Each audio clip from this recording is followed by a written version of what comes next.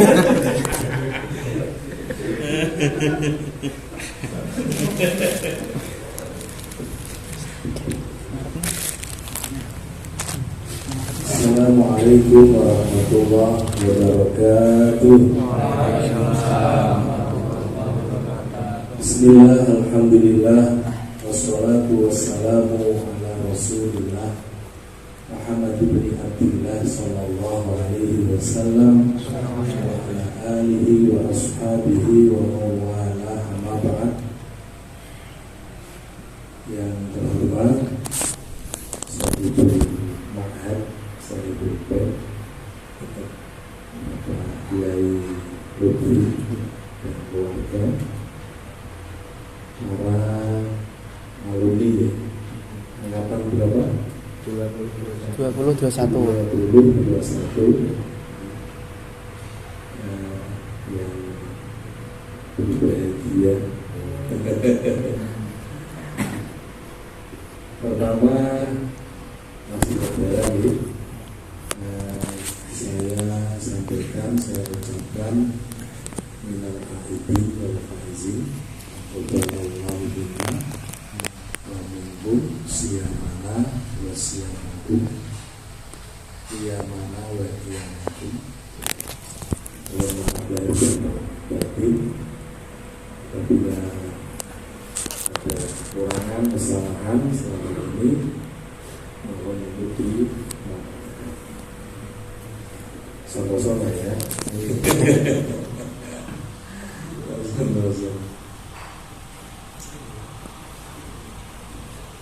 Berarti sudah berapa tahun?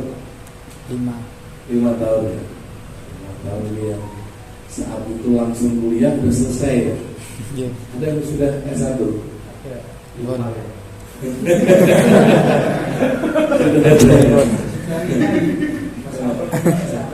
Pangis pun. Nah itu siapa? Mas Nopal ya? Almas. Nah ini kan sudah S1 selesai, sekarang S2 kan? Nah, mau dihitung dari tahunnya kan ya 4 tahun S1 kan? Terus dari 5 tahun sudah selesai. Ya alhamdulillah acara-acara seperti ini masih diadakan. Karena apa? Karena pertama hubungan baik antar teman, antar guru itu harus dijaga, harus dilestarikan. Sederhananya apa? Agar kita bisa saling mengingatkan, saling memberikan motivasi, saling tukar pengalaman, sehingga yang lain yang saat ini atau saat itu belum mempunyai planning, belum mempunyai rencana, itu dapat terbuka, ya, untuk melanjutkan ke sini, kesimpulannya ini, yaitu menjadi pengingat atau menjadi motivasi pada teman yang nah semuanya itu kita kembali pada Matlabul Falaih. Matlabul Falaih itu apa? Misinya itu tafakuh fiddin menuju insan sholih. Itu sebuah misi yang sangat luar biasa, sangat mendalam, yang mengarahnya itu ya pada sa'adah atau sa'adatul darain, ya, bahagia di dunia dan bahagia di akhirat. Itu sangat luar biasa misi yang ada di Matlabul Falaih. Dimulai dari tafakur fiddinnya, diturunkan dengan materi materi-materi yang diajarkan di Matolek itu kan sangat luar biasa. Nah, seperti itu di mukaddimah kitab fikih itu kan ada hadis Rasulullah ya, may yuridillahu bihi khairan yufaqihu fiddin. Itu siapa yang dikehendaki Allah menjadi orang yang baik dan khairan di sini ya tadi sa'adatul darain. Nah, yufaqihu fiddin akan dipahamkan dalam urusan agama. Bukan berarti bisa tafaqquh fiddin itu tanpa belajar, tidak. Yufaqihu fiddin itu tidak loncat ya. Nah, tentunya ya bitorikin taklim ya, tetap melalui jalan belajar, melalui jalan thalabul ilmi sehingga bisa tafaqquh fiddin untuk menjadi khairan, orang yang beruntung di dunia atau bahagia di dunia dan bahagia di akhirat. Dari misi itu diturunkan dalam pelajaran-pelajaran yang ada di Matolek itu larinya kan memang untuk tafaqquh fiddin. Kita mempelajari nahwu yang mulai yang kecil, yang sederhana, dunia, yubaiti sampai alfiyah. Balaghah dari qawaidul lughah, Juman, Jarul Maknun, terus Juman. Jadi materi-materi yang dasar sampai tingkat tinggi Juman. Padahal Juman itu di pesantren-pesantren salaf yang masyhur di Indonesia itu sudah nggak ada, tapi Matolek masih ada, ya kan? Di Sarang itu saya dengar sudah nggak ada Juman. Di Lirboyo juga begitu, katanya sudah tidak ada Juman. Pondok-pondok besar salaf materi Juman itu sudah nggak ada, Matolek masih ada. Nanti kalau ada waktu kita diskusi ya. Jadi Matolek masih ada untuk mempertahankan tafaqquh fiddin. Nah, kadang saya dengar perubahan di pondok salaf yang contoh kecilnya tadi beberapa materi yang dihilangkan ya. Bahkan sekarang cenderung itu materi-materinya dipersingkat. Misalnya alfiyah itu tidak diajarkan semua, tapi dipilih-pilih tema-tema yang masyhur atau yang sering dipakai untuk membaca kitab. Begitu kan bukan semakin menurun ya, semakin menurun.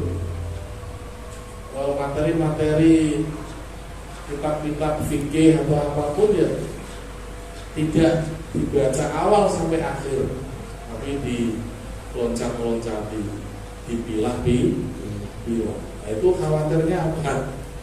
Khawatirnya mengurangi tafaqquh fiddin itu. Bahkan saya kadang berpikir apakah ini indikasi bahwa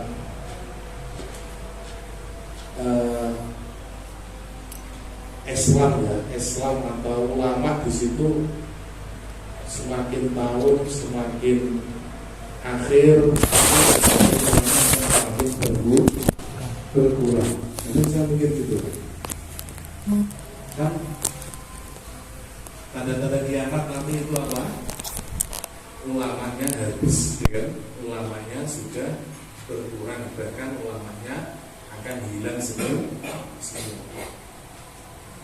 Itu ulamanya hilang itu apa? Ada ulama terus ilmunya hilang, bukan ya? Wafat tapi penggantinya tidak bisa menerus. Ya, tidak bisa meneruskan faktornya banyak. Itu diantaranya ya model praktis itu seolah-olah mudah, tapi itu kan akan mengurangi kedalaman pemahaman teks-teks Arab yang kita pelajari kan, akan mengurangi itu. Ditambah sekarang dengan teknologi yang canggih ini kan, kitab-kitab sekarang tergantikan oleh HP yang di situ file-file yang ada di situ kan beda baca kitabnya langsung dengan di file itu rasanya di tapi kita dipaksa untuk kesana. Kita ada Google sekarang ya, kita mau tanya apa aja bisa. Nah itu kan akhirnya orang akan semakin malas belajar. Untuk pendalaman keilmuan semakin berkurang. Ya mungkin kadang saya berpikir mungkin itu indikasi ya pembodohan yang pada akhirnya ya, pembodohan dolun mudilun mungkin dimulai dari sekarang. Terus ada prediksi bahwa keberadaan robot nanti akan berperan. Jadi nanti akan ada robot yang membaca tafsir Jalalain karena diisi aplikasi, ya kan? Aplikasi yang isinya maknani kitab ya utawi ikaiku, tapi yang membaca robot. Nah, diindikasi begitu. Nah, ada prediksi seperti itu akan tergantikan oleh kecanggihan teknologi. Itu kalau saya pikir semakin membingungkan kan. Jadi piye kan gitu. Jadi satu sisi penurunan kualitas. Tapi kita dipaksa ke sana. Kita mau menghindari itu juga susah. Itu kondisi kaitannya dengan tafakur fitin itu. Jadi semakin berkurang. Jadi nggak tahu, kalau saya yang muncul pesimis dengan kondisi seperti itu. Apalagi sekarang bermunculan pesantren-pesantren yang ya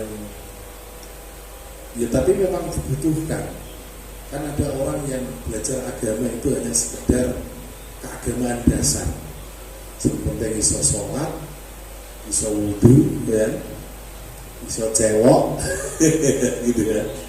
Nah, nanti setelah itu memperdalam keilmuan yang lain. Kan sekarang banyak yang begitu. Pesantren-pesantren yang hanya memfasilitasi, yang penting anaknya bisa ngaji Quran, bisa wudu, bisa sholat, jadi tidak jauh sampai tafakuh fitin. Yo satu sisi nggak bagus juga ya kan, daripada tidak tahu apa-apa gitu. Tapi itu ya mungkin wajah yang akan mengerus juga pesantren-pesantren salaf yang ada. Terus kondisi sekarang pesantren yang salaf murni, yang nggak ada ambil formalnya, ya santrinya habis, santrinya akan berkurang. Kecuali pesantren-pesantren tertentu ya, benar-benar sudah masyhur, sudah terkenal itu masih bertahan. Kalau hanya dia mempelajari kitab-kitab salaf, nggak ada formalnya, nggak ada MTK sanawinya, nggak ada SMP-nya, itu akan habis, akan berkurang. Nah, itu juga indikasi juga penurunan dalam tafakuh fitin. Jadi tafakuh fitin itu ya komprehensif, jadi mempelajari ilmu keagamaan secara utuh ya, secara umum ya, seperti di Matola itu memang benar-benar tafakuh fitin. Dari ada ilmu tafsir, ilmu hadis, tafsir sendiri, usul fikih itu seperti Matola itu. Nah, cuman Matola kan ya lebih pada pemberian kunci lah kalau saya boleh mengatakan itu, yang memberikan kunci pada murid-muridnya, santri-santrinya untuk membuka sebuah gerbang yang luas ya, untuk mengarungi ya, sesuai dengan minat dan bakatnya masing-masing gitu. Artinya apa? Artinya karena kunci ya, artinya ya setelah dari matolek harus belajar lagi walaupun tanpa COVID ya, tetap harus belajar lagi. Itu menjadi perdebatan juga, bahkan menjadi kegelisahan gitu kan. Jadi di matolek pelajari ilmu kitab yang komplit, tapi kadang kok moco takdir berdua iso gitu. Pelajarannya terkajuman gitu, kegelisahan gitu. Nah, beberapa hal kegelisahan itu sempat saya diskusikan dengan beberapa guru dan beberapa pesantren. Itu memang ya, satu, matolek memang tafakuh fiddin, tapi ada faktor lain, yaitu faktor umur setingkat lulusan SMP, atau bahkan kalau dari matolek mulai ibtidah itu ya, lulusan ibtidah, setelah itu tuh belajar alfiyah. Kadang umur terlalu muda, tapi materinya tinggi. Padahal lulusan matolek kalau ke sarang itu kan tidak bisa langsung alfiyah, terima kelas 5 yang itu nahunya apa itu, belum alfiyah, kelas 5 belum alfiyah, kelas 6 belum alfiyah, kelas 1 kayaknya belum alfiyah, kelas 2 sanawi baru alfiyah. Dari segi umur kan tua ya, jadi untuk tingkat pemahamannya akan lebih mudah. Nah, di matolek umur 13 tahun langsung alfiyah. Saya diskusikan, bahkan saya sempat ketemu Gus Idron. Saya cerita itu, Gus, di matolek itu kalau sekolahnya normal dari ibtidah, umur 13 tahun kok sudah alfiyah. Terus nanti materinya naik ke balaghah sampai jumlah usul fikih ya, qawaid fiqhiyah gitu. Nah, anak itu masih anak-anak Gus. Jawabannya, betul kenapa? Tapi saya juga begitu gitu. Yang menentukan itu nanti bukan ketika lulus matoleknya, tapi setelah lulus melanjutkan kemana. Nah, itulah nanti akan menentukan. Jadi di beberapa diskusi juga apa matolek seperti itu gitu ya. Tapi murid-muridnya jangan berhenti belajar. Itu baru kunci lah ya. Walaupun kuncinya abot. Baru kunci itu. Nah, jadi teman-teman ya harus tetap belajar. Nanti dalam proses pembelajarannya mungkin lebih bisa cepat memahaminya, karena sudah dibekali keilmuan yang ada di matolek. Jadi jangan berhenti belajar. Monggo bisa dengan kuliah ya kan, atau melanjutkan di pesantren. Ada yang lulusan matolek terus ke sarang, di sarang 10 tahun. Kok gak pinter ini ya kan? Ya pasti ya pinter insya Allah ya kan. 10 tahun ya, 10 tahun. Jadi kadang matolek dibandingin karo sarang, juga bandingannya bocah-bocah seumur aliyah ya kan, dibandingkan matolek yang alfiyah umurnya 6 likur, 7 likur kan, ya tidak imbang kalau dibandingnya. Tapi selama ini ya tetap mengikuti lah ketika ada undangan Basul Masail misalnya ya, di situ ada sarang, di situ ada pakis, di situ ada Lerboyo, ada Madura, itu tetap ikut ya, dan delegasi tetap dikirimkan, tapi memang nggak bisa dibandingkan maksud saya. Nah itu kadang kan untuk lorati sih deh gitu ya.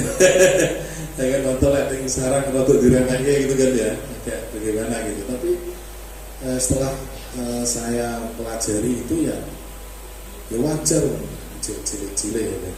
Tapi insya Allah ketika mau melanjutkan studinya, mau melanjutkan belajarnya, insya Allah nanti akan lebih bagus. Kalau di sarang anak yang terkenal sengapi organisasi deh. Ya betul, lincah-lincah jadi sekretaris, ngetik lancar, jadi bendera, bisa buat catatan-catatan uang masuk, uang keluar gitu, lincah ya. Tapi untuk keilmuan ya memang belum. Pada akhirnya ya memang di sana karena diterimanya di kelas agak ke bawah, bisa sampai selesai ya bisa 8 tahun, ditambah ngabdinya 2 tahun, akhirnya 10 tahun 10 tahun ya harus pintar ya, ada hidupnya, ada ngabdinya ya. Ini saya ingat masalah ngabdi. Jadi gini ya, pengalaman ya, biasanya orang atau santri yang ketika pulang itu sudah siap pakai, itu di pondok sudah ngabdi dulu ya. Jadi maksud saya teman-teman ini yang tak gimana ini kan, yang setelah melalui proses belajar itu kalau bisa ada ngabdinya. Ngabdi itu ya bantu ngajar, bantu jadi pengurus misalnya, ya ngajar lah keilmuan ya, kalau bisa ngajar. Nanti pulang insya Allah sudah siap pakai. Jadi dari beberapa tokoh-tokoh masyarakat khususnya yang kaitannya dengan keagamaan, para pengasuh pesantren atau kiai-kiai yang alim-alim itu, kebanyakan sebelum pulang itu ada ngabdi di pesantren. Kalau hanya sekedar lulus muhadharahnya atau sekolahnya belum pernah praktek mengajarkan, itu beda. Nah, ketika sudah pernah ngajar di pondok, ngajar adik-adiknya ya di kelasnya, pulang itu suruh ngajar sudah santai, disuruh ceramah di mulang ibu-ibu, orang tua-tua ya santai, karena sudah latihan khidmah, yaitu mengajar. Kadang kan ada teman-teman yang nggak mau ngajar ya, khidmah bagus sekali, tapi keilmuannya ditata dulu. Nanti ada khidmahnya setahun atau dua. Udah lo pulang udah siap pakai, mau ngajar kitab sudah siap, sudah praktek di pondok, mau ngajar orang sepuh-sepuh ya kan, jangan majelis-majelis taklim juga sudah siap. Yaitu kaitannya dengan tafakuh fiddin. Jadi alhamdulillah matoleh sedikit banyak ya dengan dilatih organisasi itu penting. Artinya ilmu manajemen. Kadang kan ada orang pintar, kan banyak itu. Saya merasakan di masyarakat yang lulusan yang tidak matoleh kayak Sarang, Lirboyo, karena di sana tidak dididik organisasi. Pulang walaupun ilmunya banyak nggak berkembang, karena nggak punya ide-ide kreatif untuk sebuah kegiatan. Misalnya menengah gitu kan. Nah, tapi kalau berorganisasi kan punya ide-ide. Oh ini kok nggak ada ngaji, punya ide ngaji. Nah, nanti kalau sudah ngaji berjalan, dia punya ide-ide apa manajemen kan? Oh tidak sekedar ngaji ditambahi wiridan, harus ada kan kreatif begitu. Nah, nanti terus di manage yang baik, nah, akhirnya nanti bisa mudah untuk berkembang. Jadi jangan berhenti. Jadi jangan dari matola itu memang disiapkan untuk menuju tadi insan soleh. Insan soleh akram itu malah penjelasannya luas sekali kan. Nah, berarti kan diarahkan bagaimana kita punya peran di masyarakat. Kalau bahasa Al-Qur'annya itu menjadi khalifah fil ardh, kan? Menjadi sebuah pemimpin di masyarakat, khalifah fil ardh. Itu memang tujuan hakikat ya, kita hidup ini ya memang sebagai seorang khalifah.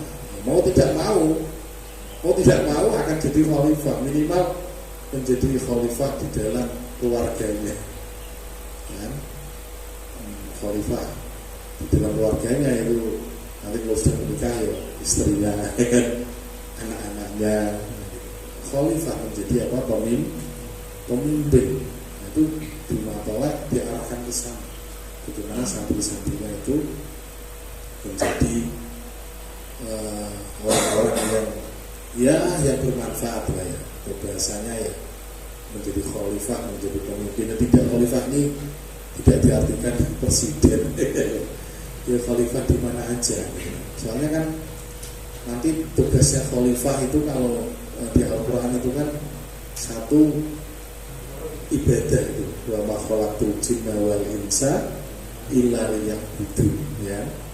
Ya kita tugasnya sebagai khalifah tadi, tugasnya bagaimana kita mampu melaksanakan ibadah. Ibadah itu ya nyembah ya, nyembah ibadah kepada Allah Subhanahu wa ta'ala. Yang ibadah nanti macam-macam bentuknya ya, ibadah sosial, ibadah yang ilahiyah, macam-macam bentuknya ibadah. Tapi pada hakikatnya ibadah walaupun sosial kemasyarakatan kan hakikatnya tetap menujunya pada Allah Subhanahu wa ta'ala. Nah, itu ibadah. Yang kedua kan tugasnya itu imaratul ardh ya kan? Nah, imaratul ardh untuk memakmurkan bumi, memakmurkan. Jadi Allah menciptakan bumi ini itu harus ada yang memakmurkan, menghidupkan. Nah, tugas kita memakmurkan bumi ini, menjaga bumi biar tetap indah, tetap baik ya, tetap damai. Itu tugas khalifah tadi, tugas kita. Yaitu ya nanti siapa yang bisa menjadi khalifah yang benar ya, nanti larinya kepada Sholih Akram itu. Sholih Akram yang menjadi keinginan materi falah, santri-santrinya menjadi insan yang sholih. Jadi memang jenengan ini tidak dianjurkan untuk diam aja ya, dianjurkan untuk bergerak apapun posisinya, kan sesuai posisi masing-masing itu ikut memakmurkan, menghidupkan bumi dan isinya. Itu ya memang luas ini ya, penjelasannya luas, posisinya luas. Kan nanti semuanya ini kan nggak jadi kiai semua ya kan, sesuai bidangnya masing-masing, sesuai bakatnya masing-masing. Mungkin yang nanti menjadi bisnismen ya kan, ya berarti memakmurkan bumi melalui apa? Bisnisnya. Jadi politikus ya kan, memakmurkan bumi melalui jalan politiknya. Menjadi guru ya begitu, memakmurkan bumi melalui apa? Menjadi profesi guru. Jadi tidak diam aja kan, khairun nas anfa'uhum linnas. Khairun nas anfa'uhum linnas. Jadi bagaimana kita mampu memberikan manfaat kepada orang lain, manusia. Ya minimal tidak menyakiti orang lain. Tidak bisa memberi manfaat, minimal apa? Tidak menyakiti orang lain. Gitu. Nah, itu tugas kita. Dan itu keinginan matoliul falah. Nah, terus nanti sampai pada insan solih soleh akrom. Sekarang di Matra ada dikaji itu soleh akrom itu seperti apa gitu kan. Yang sudah ada kan di IMAFA itu soleh akrom yang nilai-nilainya ada 9 plus 1 barokah, plus 1 itu isinya barokah. Ini Matra ini lagi buat lagi. Kemarin saya dengar bocorannya itu akan beda dengan IMAFA. Standar soleh akromnya akan berbeda. Ya itu kan dulu nggak pernah dikaji, pokoknya ditulis di atas begitu bunyinya. Nah kita mulai tergugah itu ketika dulu asatid yang belum S1 kan pada kuliah di IMAFA, walaupun sepuh-sepuh ya, juga dari Ibrahim, di Erham, Almarhum itu pada ikut semua. Ada 25 asatid itu kuliah di IMAFA. Nah ada materi MBSA yang mengaku langsung basahan. Nah di situ basahan mengungkapkan apa itu sholih, apa itu akrom. Wah itu bahkan akhirnya jadi tanda tanya kan tuh. Asatid yang lain itu kadang ya menurut saya maksudnya nggak terbayangkan loh sholih akrom itu apa. Kayak ditulis di luar gitu. Dan mulai basahan itu menyampaikan sholih akrom. Jadi dari annal ardo yarithuha ibadiyas sholihun. Jadi sholih itu ya sosok yang mampu memberikan kebaikan, kemanfaatan di muka bumi ini. Nah, dia jadikan dibawa untuk menjadi anak santri yang sholih. Bagaimana jadinya bisa bermanfaat di masyarakat. Jadi jadinya diwarisi bumi dan isinya, diwarisi itu dikelola yang baik kan sampai sedalam itu maksud saya, memunculkan menuju insan soleh akrom. Saya soleh sampai ke sana gitu kan. Ya tapi logis juga karena materi yang kita pelajari pun dalam tafaqquh fikih tadi itu memang dibawa ke sana. Tapi memang tadi itu dari segi umur memang belum menyampai. Ya ada beberapa anak yang cerdas kan, yang walaupun umurnya sesuai yang lain tapi kecerdasannya tinggi itu ya ada ya kan. Itu secara umumnya benar sampai ke sana dikoneksikan dengan pewaris bumi, bayangin. jadi memang dengan ya dibawa ke sana bagaimana menjadi orang yang bermanfaat. Akrom itu dari inna akramakum indallahi atqakum.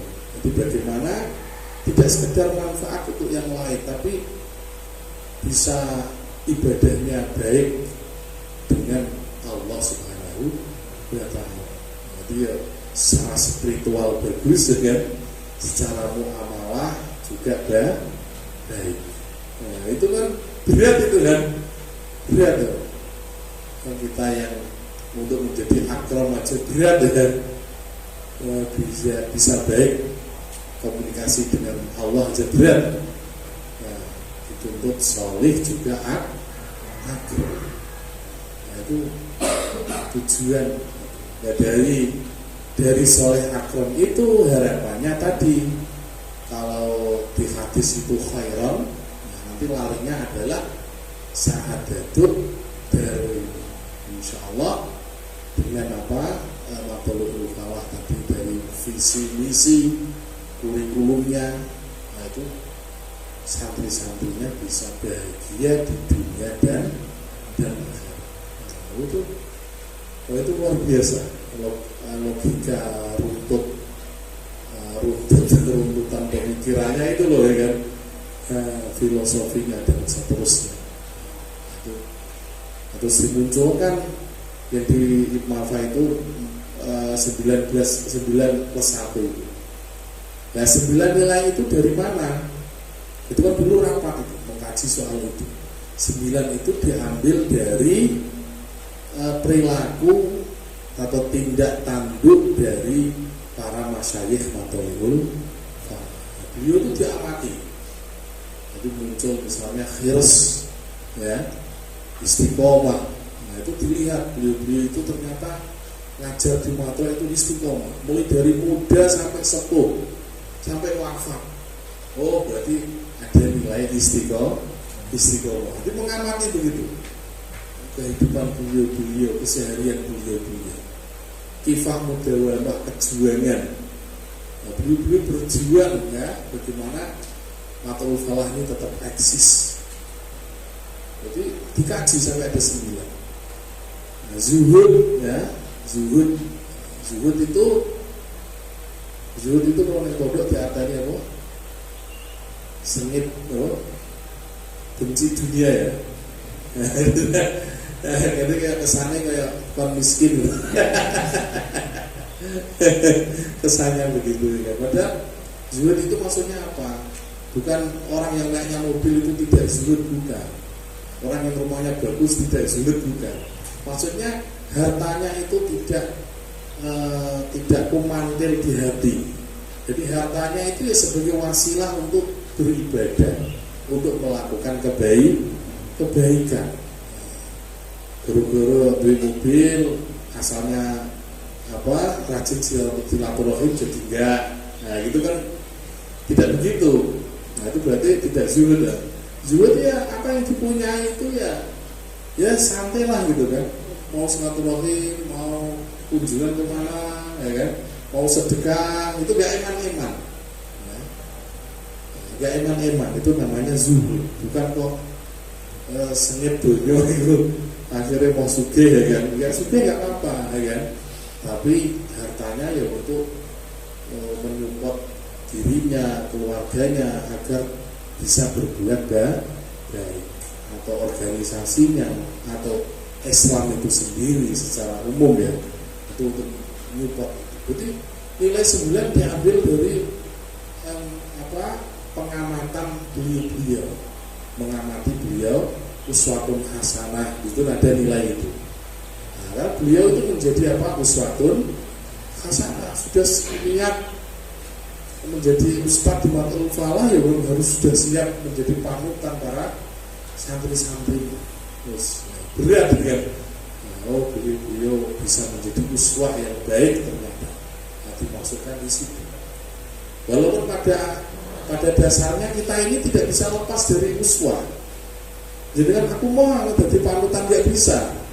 Orang itu kan saling mengamati, saling melihat. Jadi mau tidak mau itu kita jadi uswah, jadi panutan.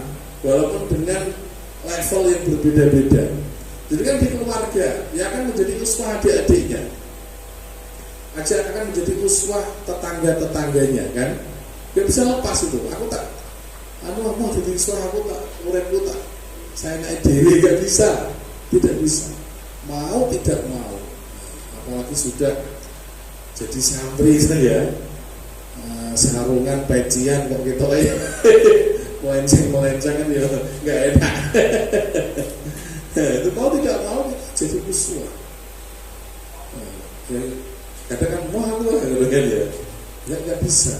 Mau tidak mau kita menjadi uswah hasanah dengan level masing-masing.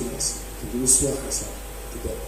Nah, itu dari pengamatan itu ada istiqomah, mukifah mudawamah, ada apa lagi? Khiras itu semangat ya. Nanti bodoh dia namanya apa? Lobo ya. Ya semangat. Jadi itu para asatidz semangat memperjuangkan matlul falah, mengembangkan matlul falah sehingga ada upaya yaitu pengembangan. Ini apa itu ya matolek dulu yang biayai bangun itu ya matlul falah. Tanahnya ya tanah matlul falah. Itu matolek sebenarnya, tapi memang jenjangnya beda dan belum sinkron 100%. Masih beda pendapat. Kontroversi maksudnya ya. Kok anak media kumpul.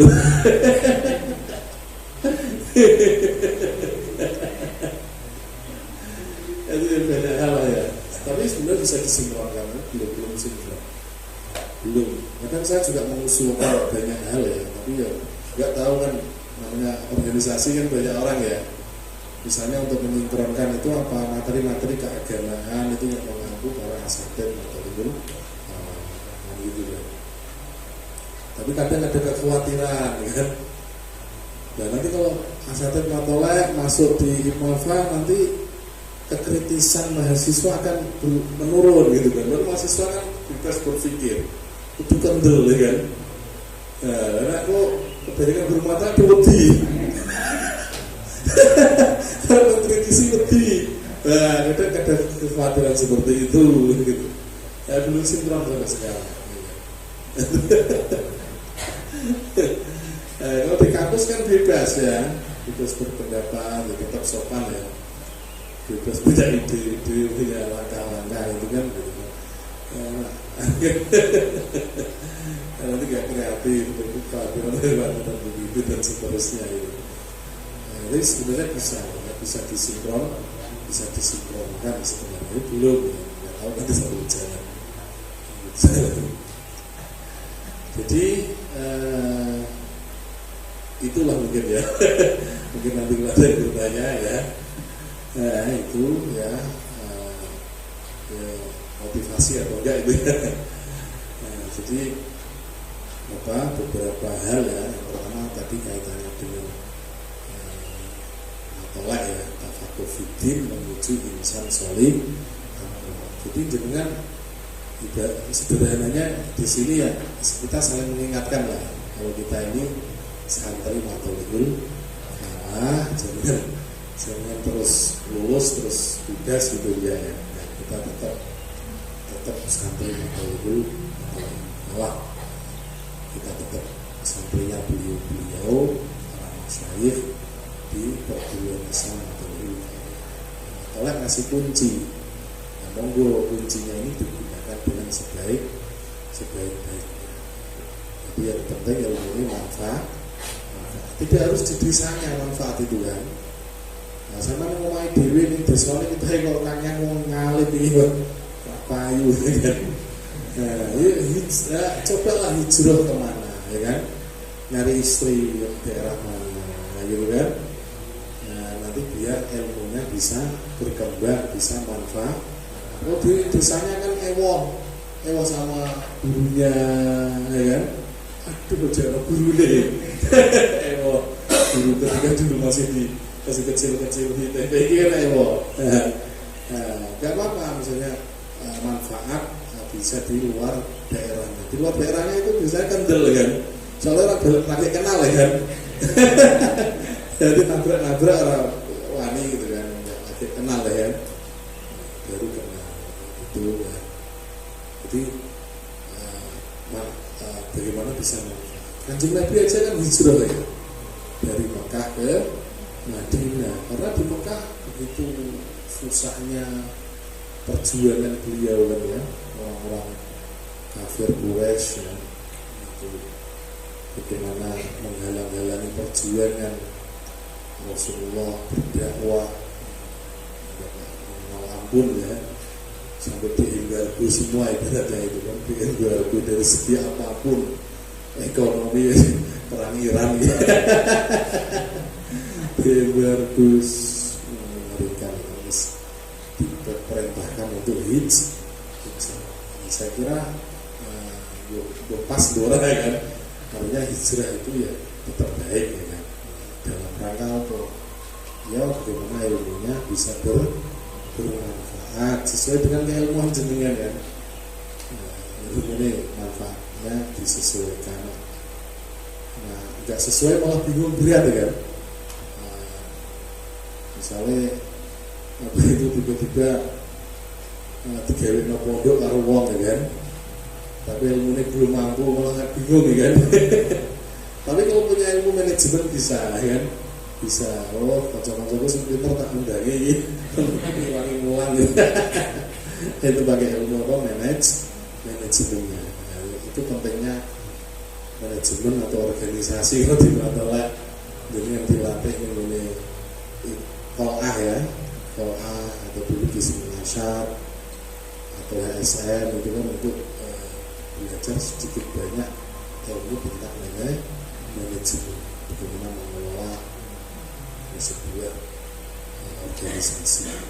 Itu Jadi nggak apa-apa hijrah mas ya kan, nah, tidak harus di rumah terus, ya harus kumpul orang tuanya, nah, bisa hijrah di mana yang penting ilmunya bisa bermanfaat, ilmunya bisa dimanfaatkan oleh orang lain.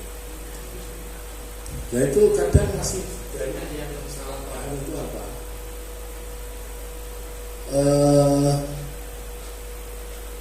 apa itu istilah manfaat ini. Jadi manfaat itu tidak harus mengajar ya, manfaat itu ya.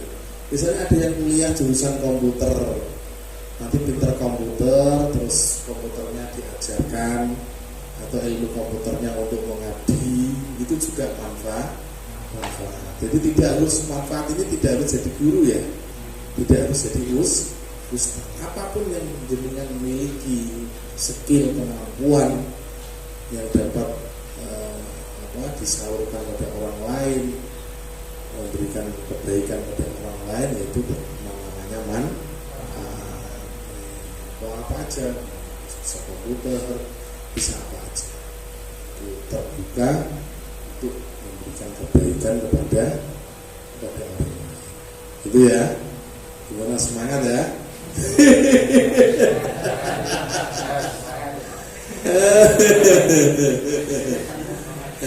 Semangat.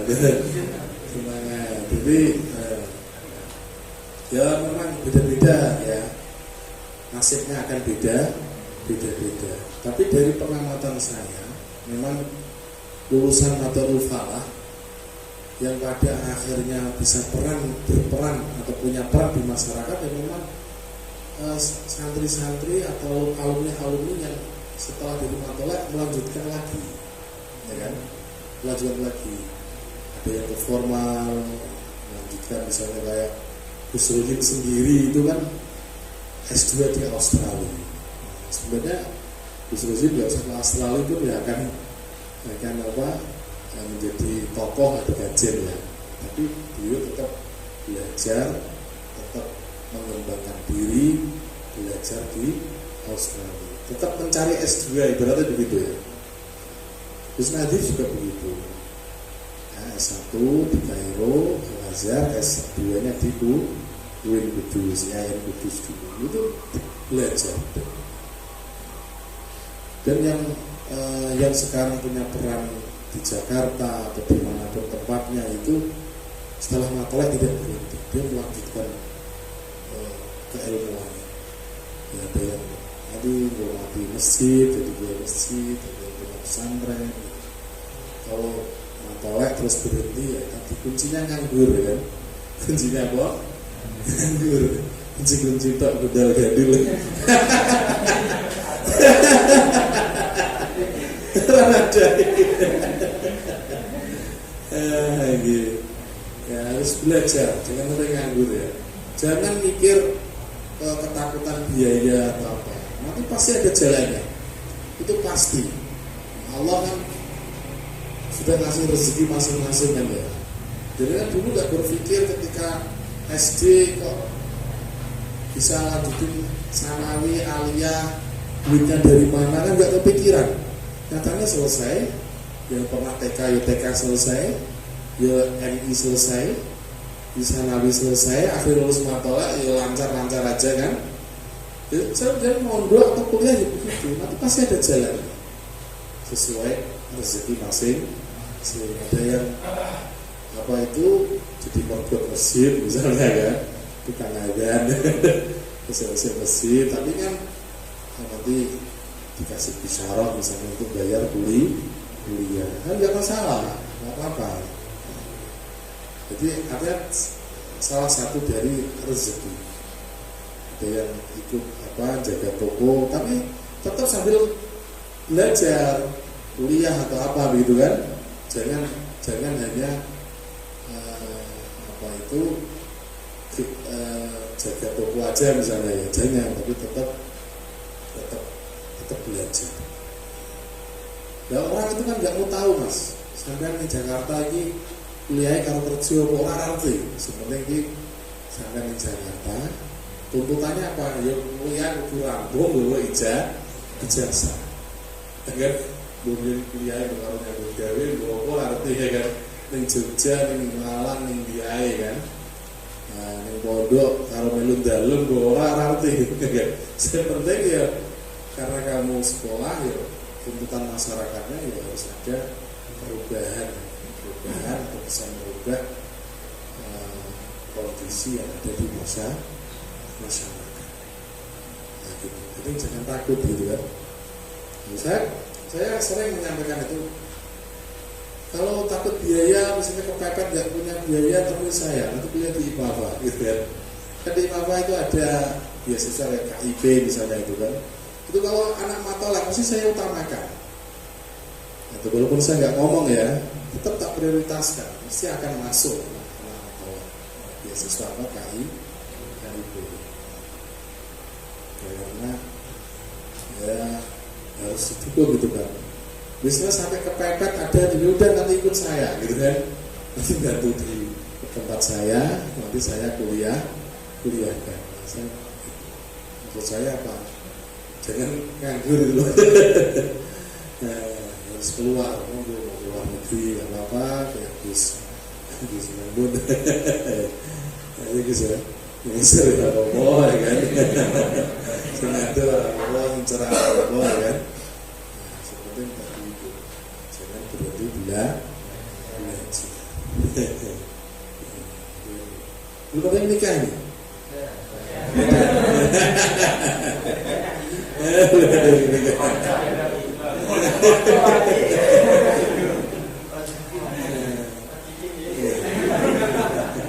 Sekolah dulu ya kan. Sekolah dulu, kalau punya ilmu itu kan nanti ya rezeki akan datang lah. Ya tetap kerja ya kan dengan ilmunya. Ya bukan kok meden-meden nikah ya kan. Nikah itu kan ya rumahnya anak ewang ya kan.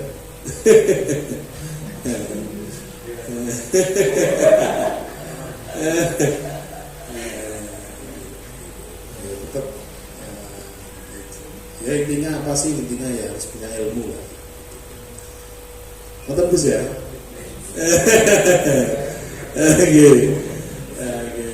Motivasi lah. Jadi ada mas-mas ya, monggo kalau ada yang di sharing ya, ditanyakan, didiskusikan monggo di moderatori, moderatornya. Ini matur suwun atas penyampaian kata dari sisi Banten itu, yes, dari pemaknaan saling akrab dan motivasi. Monggo rencang menawi wonten ingkang dadi pitanggete napa pengen sharing wong wonten Bapak Ali Subhan bisa diaturkan.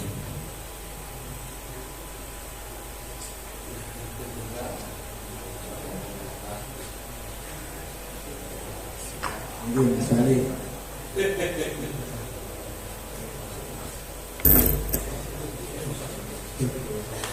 Izin perihal itu ya, perihal berkah. Kadang kan dia wonten sing pribadi berkeyakinan lah, mungkin berpengalaman ya berkah. Jadi, apa memang sesederhana itu pribadi. Iya, terima kasih. Ya tadi belum sampai barokah ya. Nah dari nilai-nilai salah akram tadi yang 9, nanti plus 1 itu adalah barokah. Artinya dari nilai-nilai itu sebenarnya bahwa barokah itu tidak datang tiba-tiba, harus melalui sebuah proses, yang dilalui di matolul falah sehingga muncullah apa barokah. Barokah itu kan apa? Ziyadatul khair. Jadi barokah itu ya apapun yang kita miliki, umur kita, tenaga kita, pikiran kita, nah itu mengarahnya kepada kebaikan. Itu berarti barokah. Jadi misalnya sampean alhamdulillah apa itu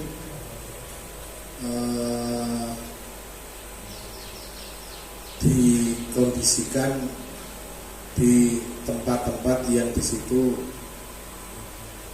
penuh dengan kebaikan, misalnya jadi bisa mengembangkan pemikiran jenengan yang baik, memberikan solusi yang baik, berarti pemikirannya itu barokah. Jenengan suka membantu orang, menolong orang, ya kan, tidak rese, ya kan. Nah, berarti apa? Perjalanannya itu barokah. Nah, tadi barokah memang tidak datang tiba-tiba, tidak tiba-tiba, harus melalui proses-proses yang tadi 9 poin itu. Harus istiqomah, harus uswah hasanah dan lain sebagainya. Pada akhir itu barokah. Ya banyak hal, banyak faktor. Terkadang kan orang memahami simpel gitu kan, simpelnya simpelnya barokah gitu kan. Simpelnya kan ada sebuah proses sebenarnya. Barokah itu ada, muncul itu ada sebuah proses, ada perjalanan. Nah, proses itu biasanya hasil itu kan nggak jauh dari proses. Prosesnya seperti apa, hasilnya nanti mengikuti, nggak akan jauh dari proses. Jadi tidak datang tiba-tiba gitu. Jadi kan dari matolah ini, ya kan, nah sebenarnya barokah, ya, tetap jenengan harus melalui beberapa tahap itu. Setelah dari matolah, ya, dengan istiqomah, ya, dengan uswah hasanah, gitu kan, dengan khir semangat, itu nanti barokah berarti menjadi, jenengan akan menjadi orang yang berkah. Tidak datang tiba-tiba. Ziyadatul khair, jadi ya dilakukan kebaikan lagi kan tambah sebenarnya ya. Kebaikan lagi. Dan ya kita kan memang kita di soleh akram itu bagaimana menjadi orang. Nah, bahkan di beberapa literatur itu, kalau kita ini orang yang normal, logika kita ini jalan normal, ya kita pasti akan melakukan kebaikan, ya gitu ya, begitu ya, dengan karena sesuatu yang baik dan buruk itu kan sebenarnya masuk akal gitu kan, masuk akal. Oh ini nggak boleh, ini boleh, ini baik, ini tidak baik gitu. Nanti apa? Logika kan, pakai apa? Logika. Kalau memang logika kita ini cerdas, logika kita ini benar-benar normal, ya harusnya apapun yang kita lakukan ini ya selalu perilaku yang baik, perilaku yang baik. Ya, kalau sudah baik ya barokah itu. Baik barokah itu. Nah, tidak tiba-tiba gitu kan. Kita tetap harus berusaha, berikhtiar agar ya, kalau selesai dari matoleh tapi tidak bisa menjadi uswah, tidak bisa melakukan yang istiqomah dan lain sebagainya, ya susah barokahnya. Ilmu yang didapatkan dari matoleh susah untuk barokah, hilang kabeh, hilang semua, hilang kabeh. Jadi harus angin.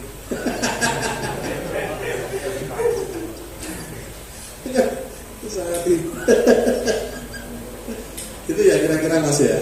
Nanti jangan apa diperpanjang sendiri. Barokah umum lah apa aja. Moga yang lain.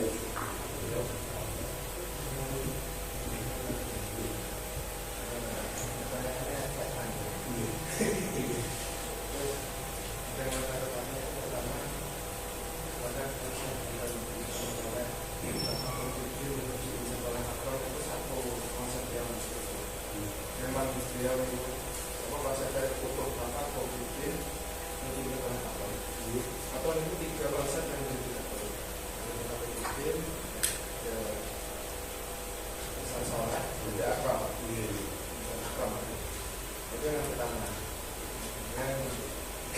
lanjutan itu ketika Pak nyebut terpisah ataupun sama, apa terjadi?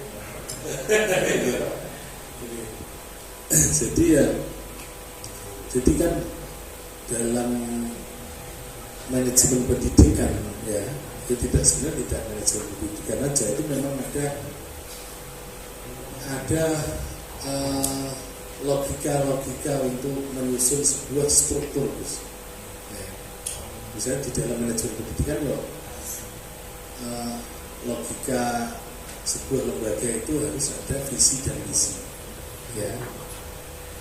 Nah, visi misi itu harus nanti diturunkan, disinkronkan dengan materi-materi pelajaran-pelajarannya.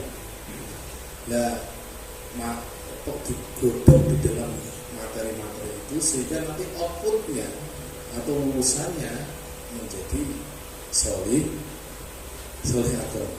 Jadi antara proses dan hasil itu harus sinkron. Tidak boleh misalnya menuju insan soleh akron, tapi materinya hanya ngaji Al-Quran aja, nggak bisa. Jadi ada logika berpikir mulai dari sesuatu yang besar. Namanya visi itu kan harus besar, harus tinggi, ya kan? Nah, tapi logikakan nanti dalam turunannya di bawahnya itu tidak harus di pelajarannya, bisa di kegiatan ekstra kurikulernya dan seterusnya. Jadi dari situ yaitu merupakan satu kesatuan yang tidak bisa dipisahkan. Nah, antara visi misi terus pembelajaran, di situ ada kurikulum, ada guru-gurunya harus mumpuni, ya kan? Harus mumpuni sampai pada outputnya yaitu menjadi insan soleh akron. Itu menjadi satu kesatuan dan tidak bisa dipisahkan.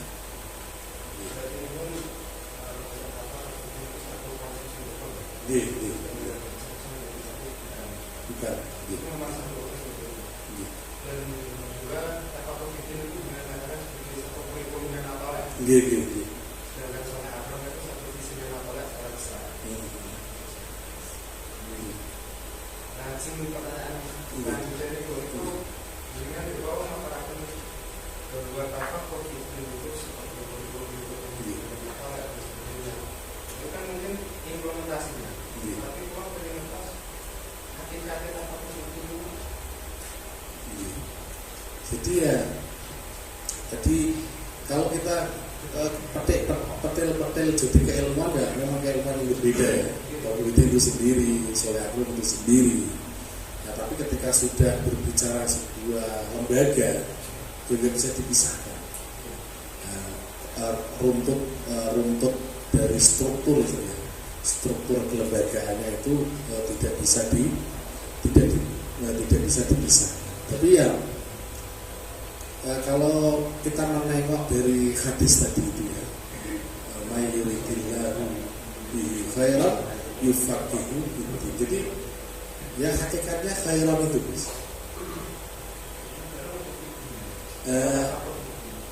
Artinya setelah tafaqquh fiddin nanti akan mendapatkan khairan. Hakikat tafaqquh fiddin itu apa ya? Apa? Apakah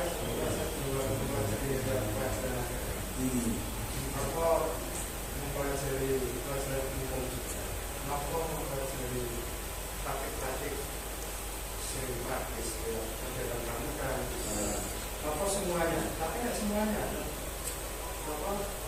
Konsekuensi dan nanti nggak makan. Itu repot. Jadi tafaqquh fiddin itu istilahnya syamil bisa komprehensif. Jadi tapi komprehensif di dalam din aja, tafaqquh fiddin aja.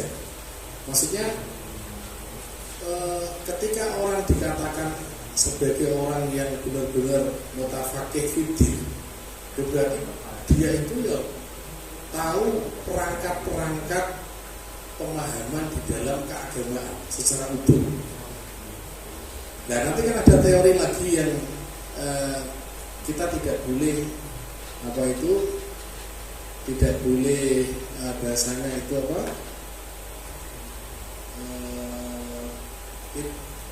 kalau seperti misalnya Imam Ghazali itu kan pembagian belajar itu ada yang wajib ya, ada yang fardu ain, ada yang fardu kifayah. Misalnya fardu ain itu ya pelajaran-pelajaran yang kaitannya dengan ibadah yang wajib. Kalau cara sholat itu wajib. Kalau kifayah itu misalnya mempelajari tentang kedokteran. Kalau sudah ada orang yang bisa kedokteran, kita nggak kena dosa gitu ya, itu kifayah.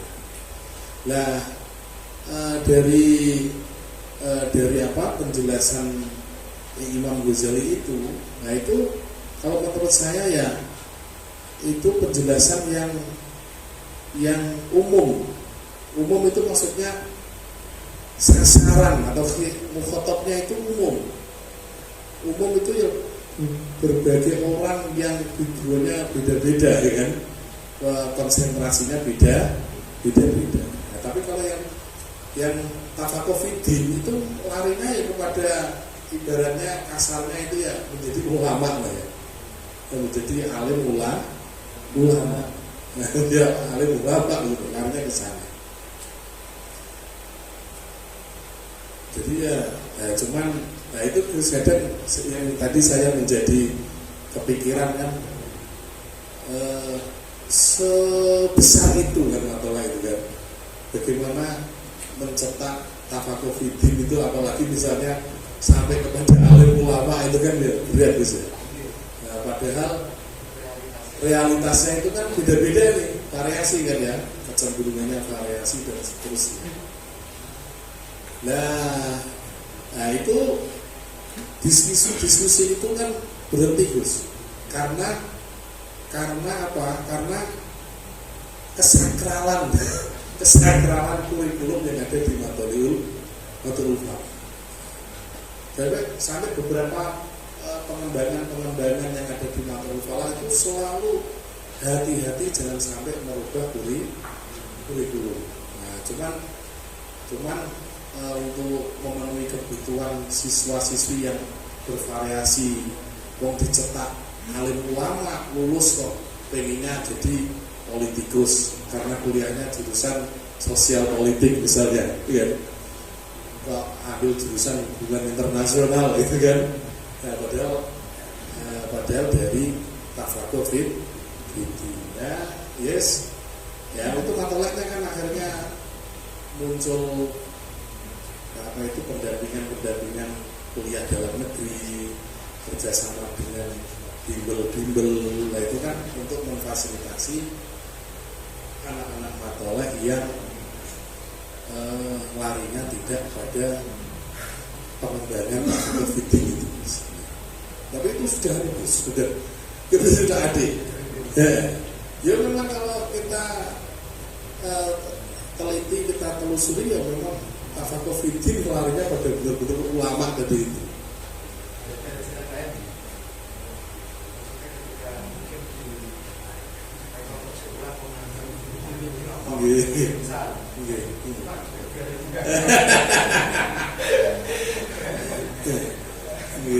Cuman apa itu? Jadi memang saya di Matola itu kan yang ngajar, terus kalau di Zinit itu di LKD tadi itu. Jadi banyak hal itu karena saya banyak keluhan dari alumni. Kalau urusan Matola itu tidak semua jadi kiai gitu kan, tidak jadi kiai, akan menyesuaikan kondisi keluarga, masyarakat, kecenderungan itu kan. Nah akhirnya kan kita fasilitasi pendampingan kuliah dalam negeri, bagaimana yang ingin ke UGM bisa diterima UGM, yang ke UI bisa ke UI. Itu menjembataninya ya seperti itu Gus. Bahkan yang kemarin saya cerita itu sudah mulai banyak yang mau kuliah kedokteran. Padahal di Matola itu nggak ada materi kimia, ya kan? Kemarin Dulu saya sudah pernah studi banding ke Unisula, ke Unwahas, ya saya konsultasikan kurikulum Matoleh.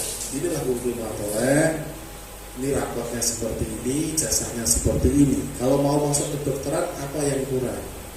Dari Unisula mengkritisi, di situ tidak ada materi-materi IPA. Jadi dulu kan belum ada kimia, fisika itu, biologi nggak ada. Nah kalau mau masuk ke dokteran, karena itu ilmu wajib. Karena kalau nggak tahu kimia, fisika gimana, nanti bisa malpraktek kan. Nah, ngasih solusi di ijazah rapot Matoleh itu kelompok pertama agama, kedua umum, suruh nambah yang ketiga namanya peminatan. Misalnya yang minat kedokteran, jadi tambahin materi-materi kedokteran, ijazah ditulis IPA.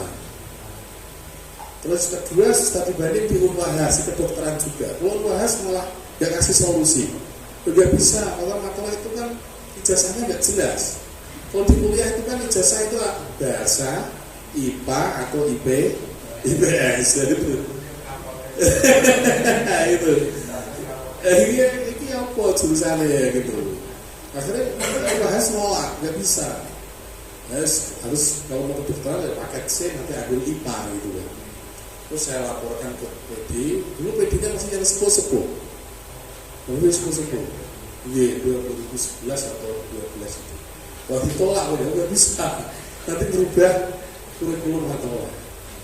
Terus kemarin 3 bulan 4 bulan yang lalu ini sekarang kan baru buka kedokteran. Jadi baru semester 2 ini. Saya studi banding ke sana bersama presentasikan dan ini presentasikan. Nah itu kumpul itu manajemen kedokteran itu kumpul di aula mengkritisi kurikulum Matoleh, rapot ijazah itu dilihat ada materi kimia nggak ada, kan ada materi baru itu gabungan biologi dan fisika, istilah apa namanya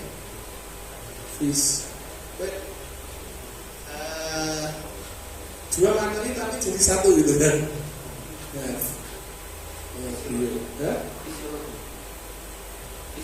Fisiologi ya. Baik, gabungan isinya itu materi kimia dan materi fisika. Kimia salah, biologi sama fisika. Nah, akhirnya sekarang di rapot ada itu. Oh itu sudah ada biologi, fisika, kimia nggak ada. Padahal harus ada. Nah setelah tahu kimia, fisika, biologi ada, dilihat jamnya seminggu berapa jam. Itu hanya 1 jam. Nah, setelah kesedikitan itu kalau untuk mau masuk ke dokteran. Terus dilihat soal-soalnya ketika ujian. Soalnya mana soal? Dilihat soalnya. Wah, materinya terlalu dasar. Nah, dari situ masukannya bisa kuliah di kedokteran, tapi harus ditambah kimia. Jam-jamnya harus ditambah. Nah, itu dibawa ke PD yang masih punya jam muda-muda ini ya. Nah ini nanti rencananya Syawal itu sudah ada daurah IPA. Ya kayak daurah itu kan, tapi kan daurah syarat dulu ya. Jadi sekarang ada daurah, nanti rencana daurah IPA. Nah jadi yang misalnya besok mau kuliah farmasi itu kan kimia harus ada kan materi kimia, atau kedokteran itu ambil daurah IPA. Jadi akan carikan guru-guru itu mempersiapkan ketika mau masuk ke fakultas kedokteran. Itu untuk bisa masuk ke sana itu nggak mudah. Maksud saya ketika studi banding begitu saya sampaikan itu kan kritikan banyak juga. Ini capi oleh Pak sinar dokteran berurusi barang. Ya itu saya gitu kan. Gitu kan. Berurusi barang capi oleh. Kita kan kasihan ketika ada yang sudah minat kedokteran kok kita abaikan kan sakit ya. Nah gitu. Berurusi barang. Oh, bimbingan yang dalam negeri kerjasama dengan Nutron itu aja. Ketika bimbingan saya modal-modal, buka pakai itu bisa-bisa. Tapi saya menganggap itu penting gitu loh, maka saya tetap jalan, tetap jalan. Tapi memang pelan-pelan, di Matoleh itu harus pelan-pelan. Kalau kencang juga. Masih masukinnya pelan-pelan, belajar berpikir dan tidak setahun 2 tahun. Ya, yang saya masih belum selesai itu yang tentara. Kan dulu pernah ada yang mau masuk tentara. Nah, itu syaratnya itu legalisir dari Dignas, Kemendikbud ya. Tapi kita ini di bawah Kemenang. Jadi ketika saya nganter anak itu untuk legalisir MI, Sanawi, Aliyah, di Dignas ditolak. Ini di bawah Kemenang, nggak bisa. Akhirnya Pak bisa basi yang MI sama SMP mau. Kan kantornya beda di Pati itu. Yang SMA tidak mau. Nggak mau ini kamarnya beda. Ini kamar Kemenang, nggak di sini.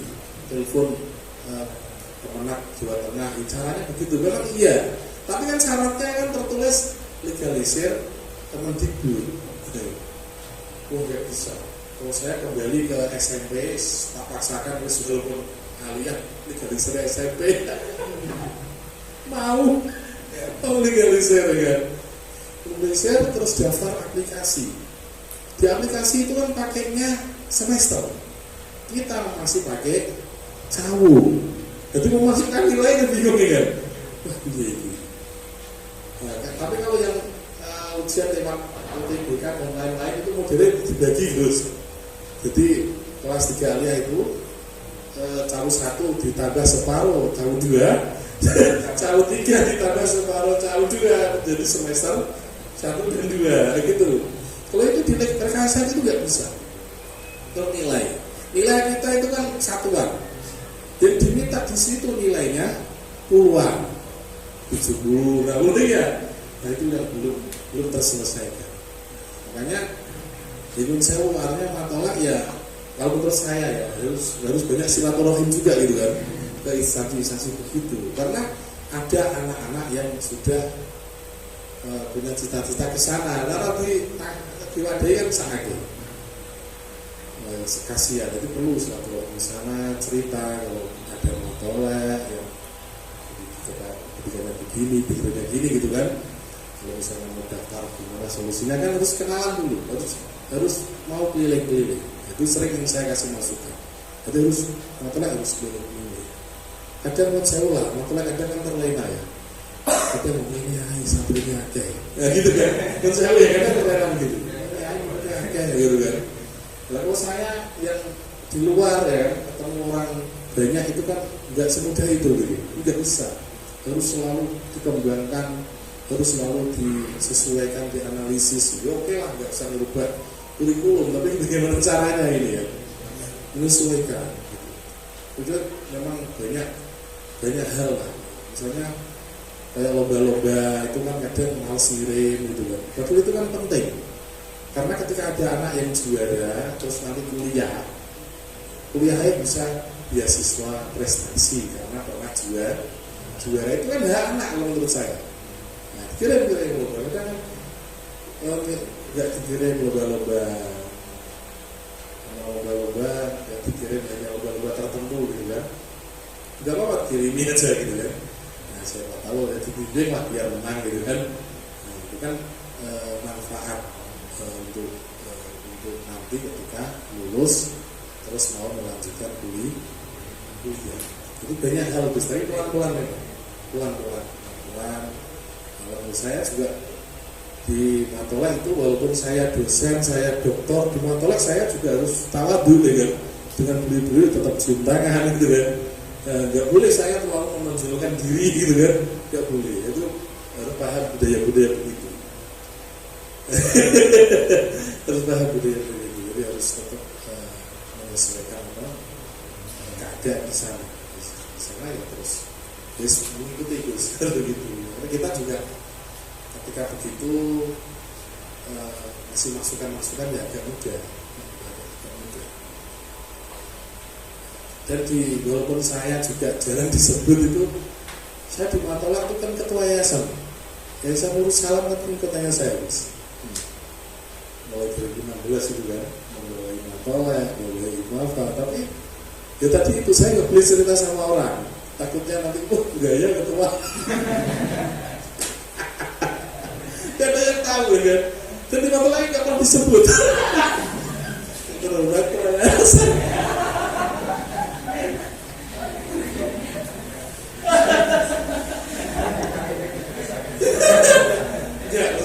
Itu irama di sana gitu. Juga ya kami kan ya. Tadi kan nggak pernah disebut guys. Nggak pernah dengar sebenarnya. Pernah disebut.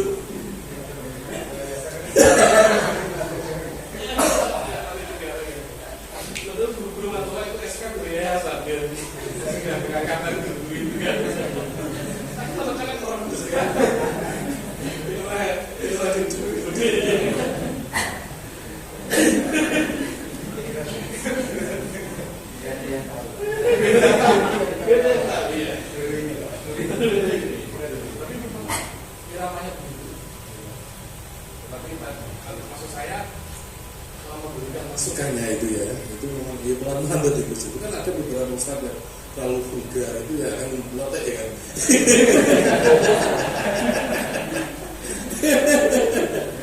Pelan-pelan gitu. Tapi saya memang itu yang keluar dari KNF di mana keluar ini di jembatan. Terus sekarang kan mau buat itu pondok pesantren Matalul Falah Internasional itu. Ya. Dan mau bangun di Ambarawa itu ya, walaupun belum jadi, itu kan pertamanya di bawah naungan KNF pusat 1 tahun gak ada perkembangan. Mulai tahun kemarin itu di bawah 3 lembaga, Matolek, Hikmafah, KNF. Jadi buat yayasan baru, namanya Yayasan Insan Soleh Akro. Yayasan baru, tidak yayasan KNF, juga tidak ngurus ngalam, tapi buat yayasan sendiri, Yayasan Insan Soleh Agro. Nah itu buat baru, pengurusnya dari 3 lembaga. Dari Matola itu yang masuk di pembina, di jalan pembina yang Bapak Direktur, pengawas Pak Mahil, saya di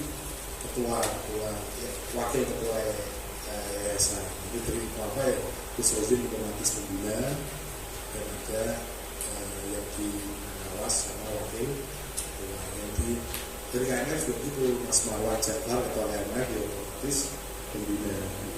Jadi 3 ini ini rapat terus di Jakarta, di Ambarawa, nyari tanah gak ketemu gak ketemu saya kata kok apa gak direstui gitu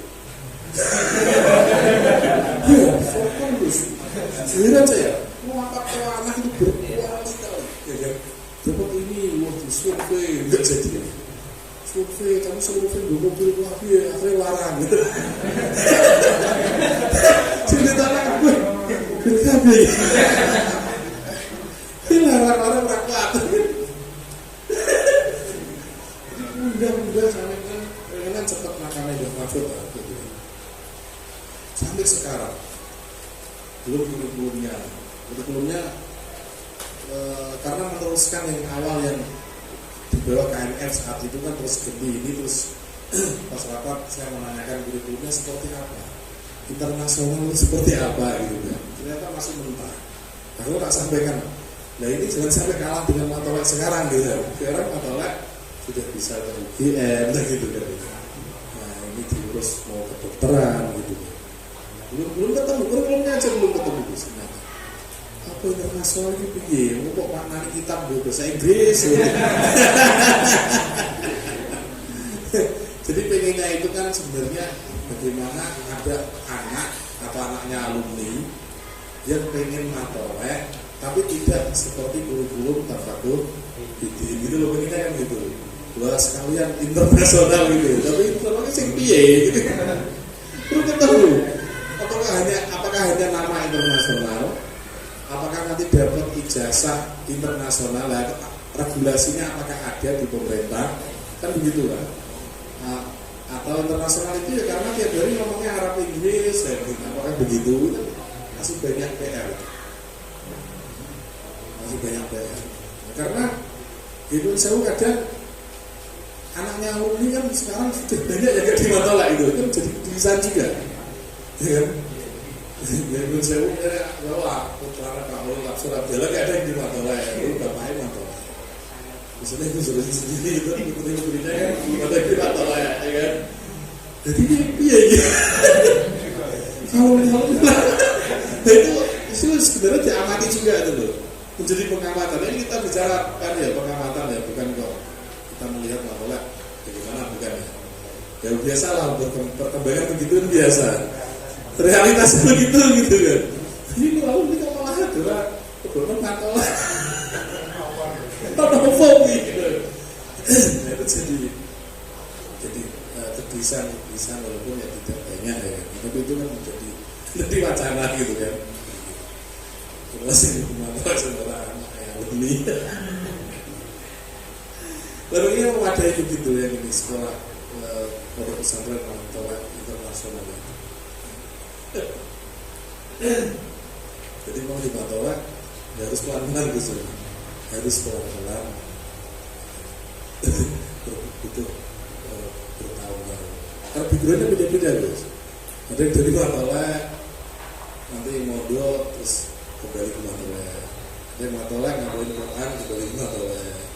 Ya, ada yang ngomong tapi tiba-tiba bervariasi. Asapin ya, bervariasi, bagus, tiba-tiba, tapi variasi. Dan di sana debat itu biasa gitu di Mantolak itu. Debatnya di situ. Jadi potensi majunya tinggi sebenarnya, karena Indonesia ketika kan ada lembaga yang semua itu yayasan. Akhirnya maju atau enggak tergantung yayasannya, gitu kan? Ketika yayasannya enggak terbuka ya susah, ya. Nah, Mantolak enggak. Siapa yang punya pendapat ya monggo gitu kan, mungkin tidak terlalu kan ya.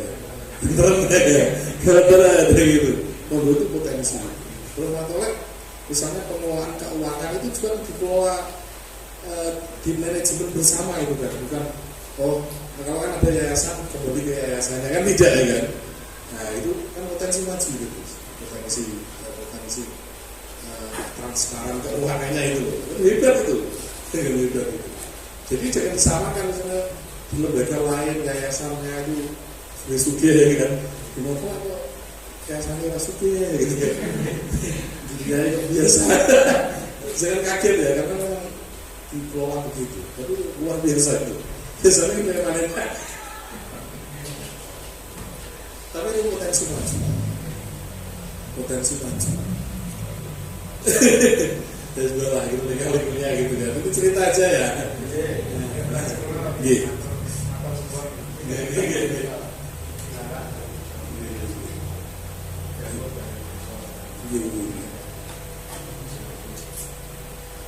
Kita tutup dulu ya.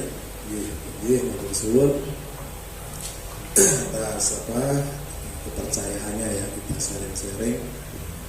Ya monggo kalau mau sharing-sharing bisa ke rumah ya nggak apa-apa ya. Itu yang penting bisa memberikan motivasi ya. Itu yang dapat saya sampaikan, Mas. Mohon maaf apabila ada kekurangan kekhilafan. Assalamualaikum warahmatullahi wabarakatuh. Ya, matur suwun Bapak Ketua Yayasan.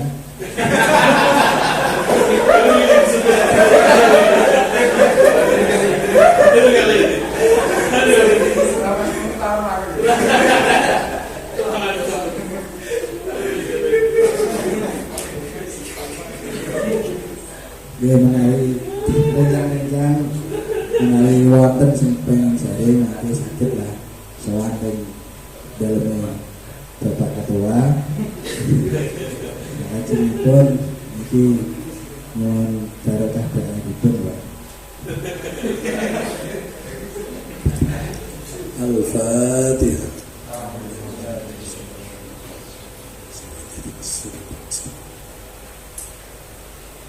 أعوذ بالله من الشيطان الرجيم بسم الله الرحمن الرحيم ببركة أسرار سورة الفاتحة افتح قلوبنا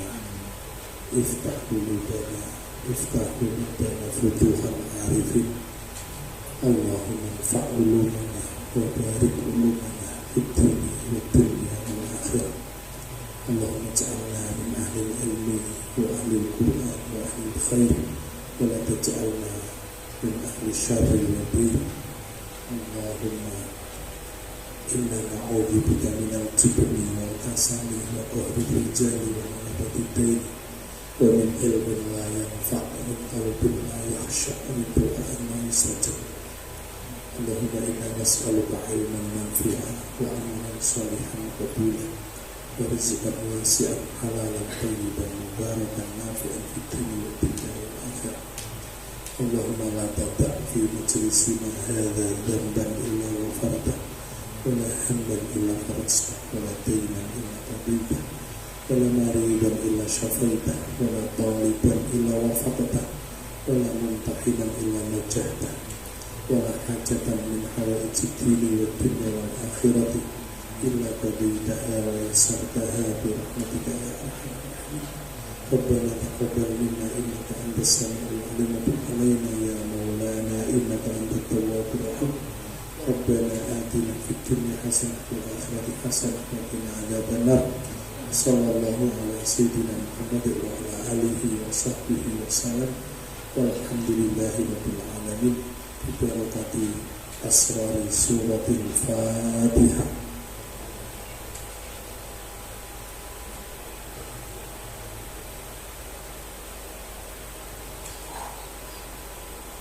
Assalamualaikum warahmatullahi wabarakatuh. Ya, kita selanjutnya musyafaah dari foto bersama. Ya, dari Gus Makmun yang berkali.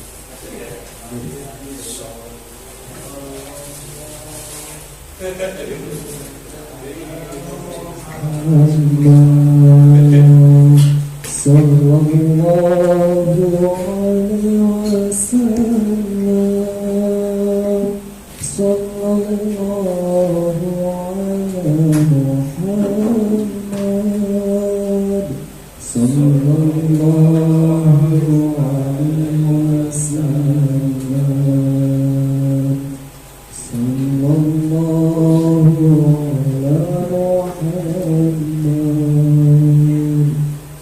Sallallahu alaihi wasallam. Sallallahu ala Muhammad. Sallallahu alaihi wasallam.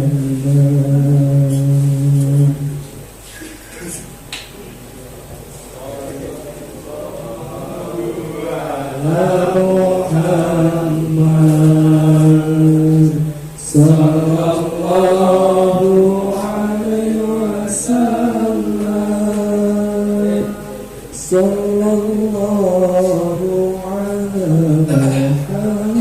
Muhammad.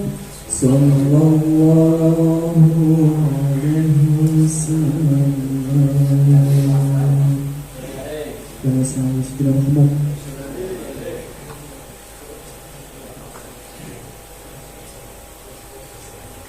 Lanjutkan foto bersama.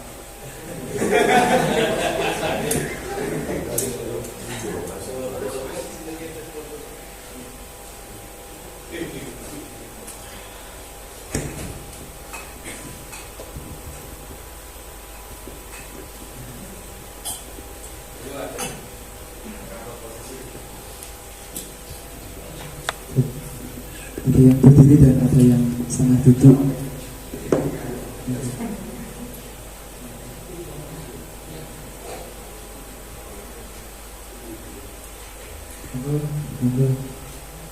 Posisi mandiri.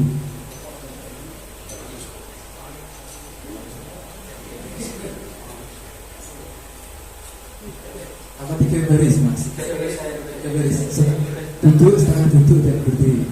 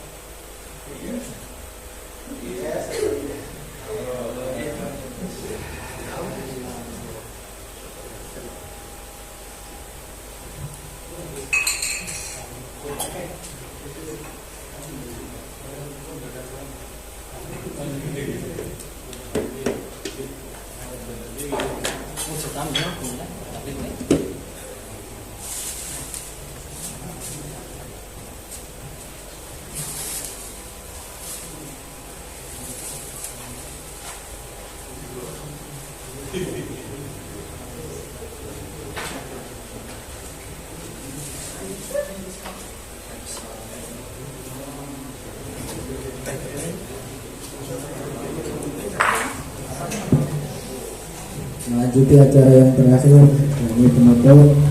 Marilah kita tutup acara pada siang hari ini dengan bacaan hamdalah bersama-sama. Alhamdulillahirobbilalamin. Assalamualaikum warahmatullahi wabarakatuh.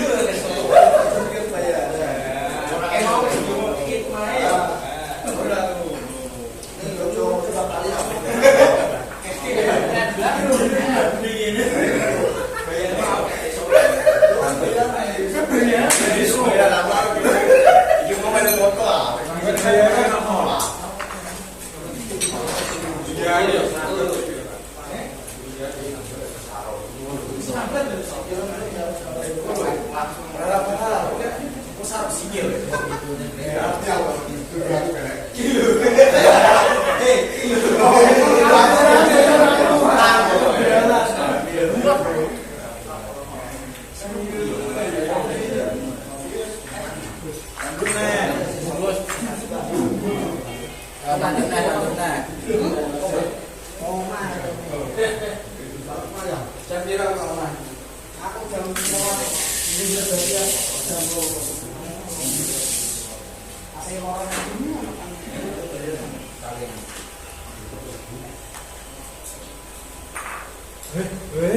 ngaku berenang. Dua jam ngono. Baju ngono rek.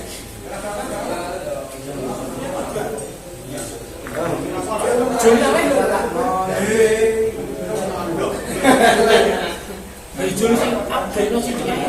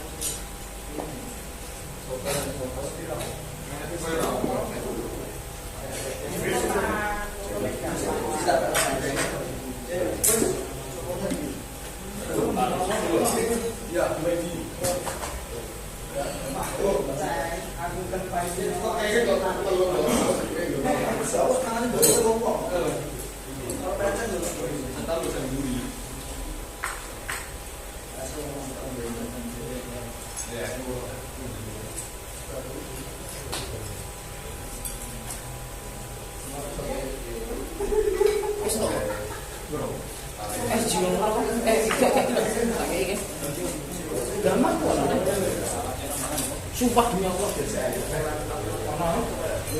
Iya. Kan kan dia. Oh iya deh.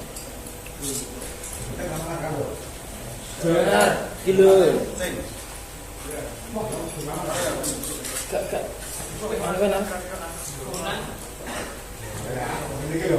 Kita cek beberapa cek. Di sini kalau kita